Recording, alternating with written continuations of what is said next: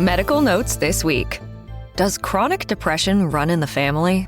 Researchers aren't sure why some people have brief episodes while others experience years-long depression. However, new research published in JAMA Network uses a novel MRI technique that could help find some answers. The imaging measured a patient's lifetime accumulation of neuromelanin, which can help them estimate the same levels of dopamine. It reveals that low neuromelanin is related to chronic depression. Young women with brief periods of depression showed normal levels of neuromelanin. Will we ever truly get rid of forever chemicals? These synthetic chemicals are in cooking pans, waterproof clothing, and food packaging. They're hard to remove and destroy once they're in the environment, and our current removal technology is slow and inefficient. Thankfully, a new innovation published in Advanced Materials removes large amounts of forever chemicals from water within minutes, about 100 times faster than commercial filters.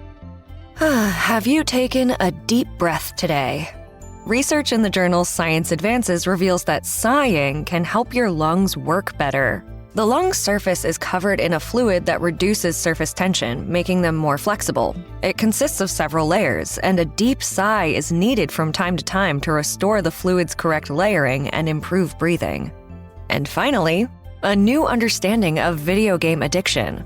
New research in JAMA Network Open counters the common belief that video game design is to blame for teen addiction.